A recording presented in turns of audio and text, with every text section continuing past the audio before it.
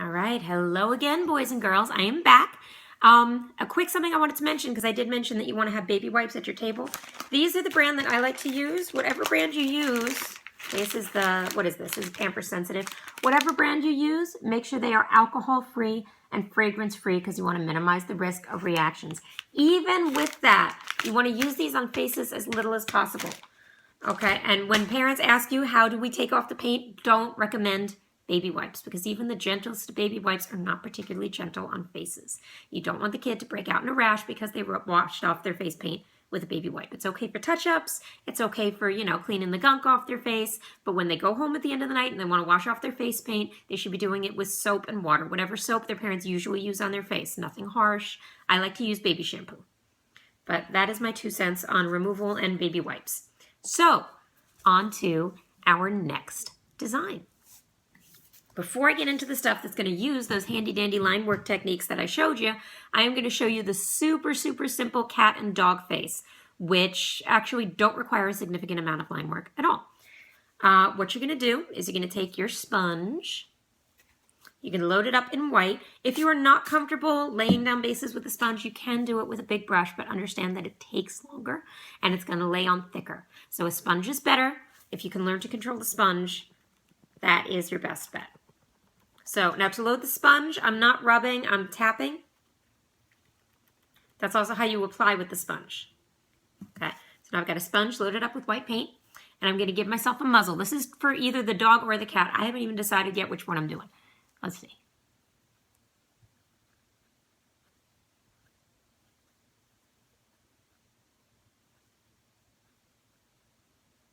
Okay, white.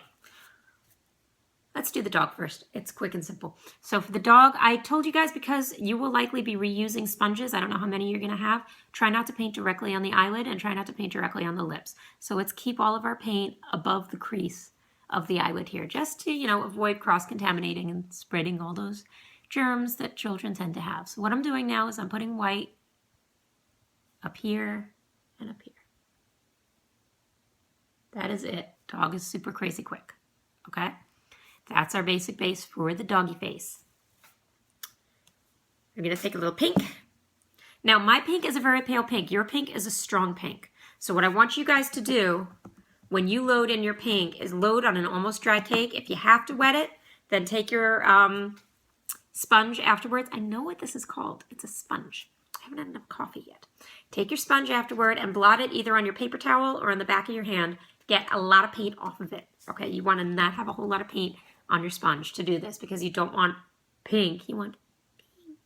Okay, because all we're doing is we're just pinking up the cheeks and across the nose.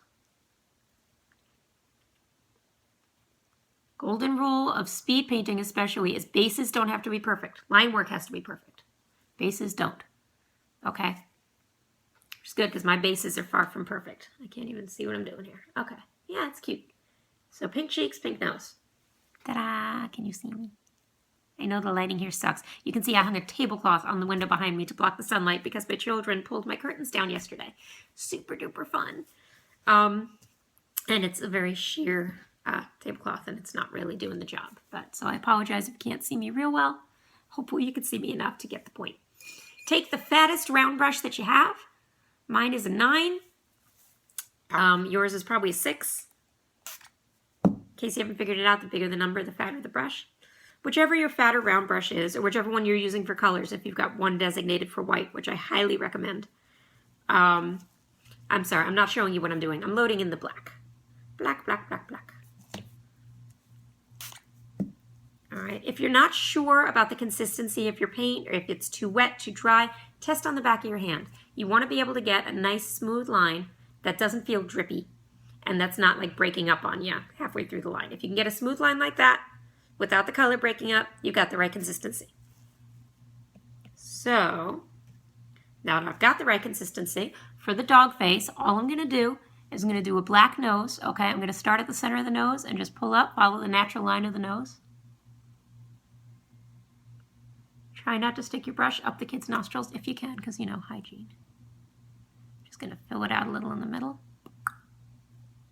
Okay, I can't see what I'm doing because I'm looking in a camera and not in my mirror. But yeah, that's good enough. That's cute, right? enough is the name of the game. For a dog, if you want, especially if the kid has a small nose, you can actually also paint the sides of the nose here, because dogs have bigger noses than cats. So you can kind of bring it down. Use your judgment. Go based on the kid's face. Okay, but nobody's going to fault you if you bring the nose down on the doggy. All right. Then down here, we want to bring a line straight down the center, down the philtrum. Do you all know this is called a philtrum? This is your philtrum. So right here. Again, try to avoid painting the lips if you can. So just from the base of the nose to the lip. And then we're going to do rounded shapes out the side of this muzzle. If you're not comfortable doing the line work here because you want it to be relatively symmetrical, you can actually leave it out and it's still going to look fine. But you could do a quick outline.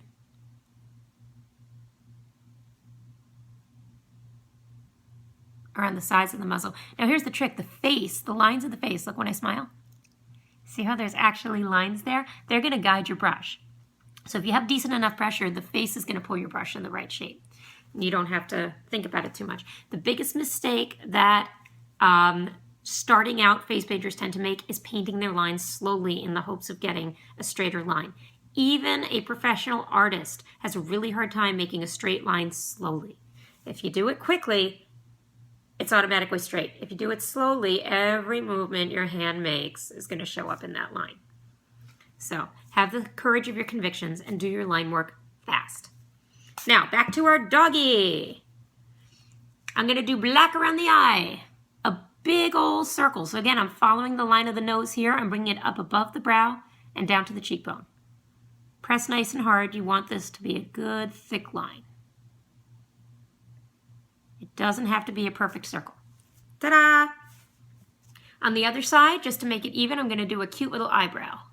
I'm going to go into the actual eyebrow and just flick my brush up a couple of times.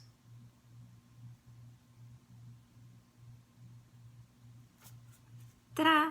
And the thing that makes everybody go ooh, ah with a puppy, and I forgot to lay this down when I laid down my pink.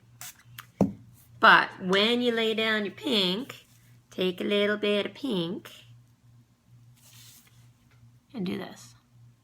Draw a big old lollipop U shape under the lip. Can you guess what this is going to be? And then when you're outlining in black, use a light touch here because you don't want the line to be too thick. Outline it. Thick to thin line down the middle. Look, I'm a puppy with a tongue. Aren't I adorable? Oh, and I almost forgot. We don't do whiskers on the puppy, but we do dots.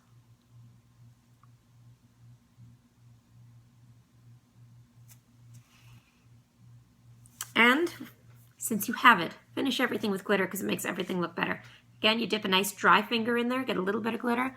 For the doggy, I like to do it across the cheekbones and across the nose. And there is your fast face puppy design for your festival. All right, I'm going to wash this off and I'll be back to show you a kitty.